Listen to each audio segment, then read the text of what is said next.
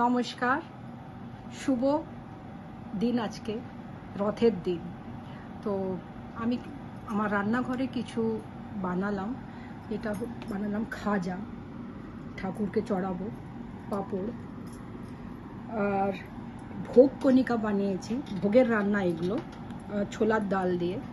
এটা বানালাম রুই মাছের বেসরা। রুই মাছের বেসরা, এটা মাথা দিয়ে, রুই মাছের মাথা দিয়ে ডাল। এটা হচ্ছে কই মাছ পোস্ত দিয়ে, আর টক মাছের বড়া, টক ঝাল।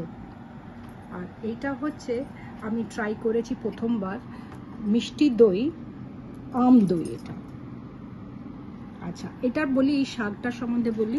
এটা আমি আজকে বাজারে গেছিলাম, বাজারে গিয়ে দেখলাম কি এই শাকটা পাওয়া যাচ্ছে। এটাকে বলে কি বলে, এটাকে বলে যাচ্ছি, চারকোল। চারকোল আমি কোনোদিন খাইনি, বানাইও নি, তো বানালাম। চলুন শুরু করি। আগে এই বেসরা দিয়েই শুরু করছি।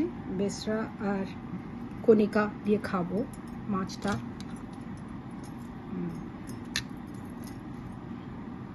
সাদা ভাত খাবো না আজকে, এটা দিয়েই খাই।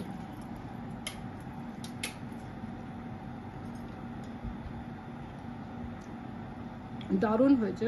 এটার মধ্যে মৌরিও আছে, অনেক রকমের মশলা আছে এর মধ্যে, যেটা ভোগে চড়ায়। এটা ভীষণ ভালো লাগছে আমার। এটা খাই, এই শাকটা খাই। এটা আমি শিলে বেটেছি, এটা রিলও বানিয়েছি।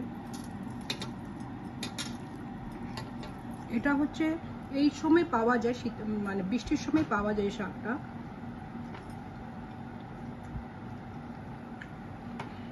দারুণ শাক খেতে যে ভাল লাগে। এটা হচ্ছে মাছের তেল,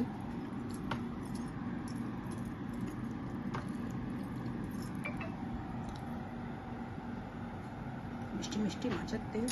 এটা কই মাছ পোস্ত দিয়ে।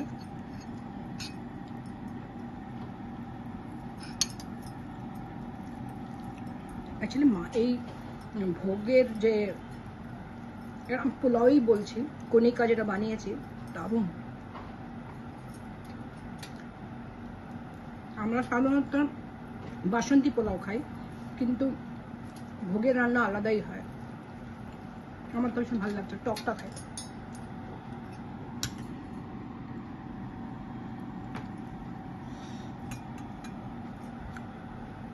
অসাধারণ।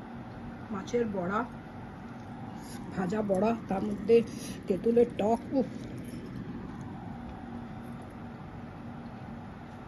আমার তো ভীষণ মজা লাগছে। আপনারাও বানাবেন, রথের দিনে ভালো ভালো খাবার খায় লোকেরা। দইটা খেয়ে বলি কেমন বানিয়েছি।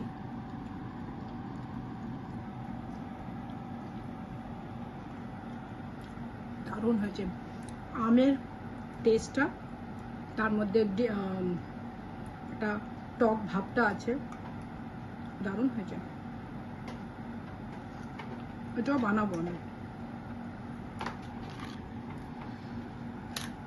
আপনারা বানাবেন। ফেস্টিভ্যালে না আমাদের ভীষণ ইচ্ছে করে সবার সঙ্গে মিলেমিশে রান্না খাওয়া। করবেন। বাই। নন্দিনী ফ্রম ন্যান্স, কলকাতা। কিছু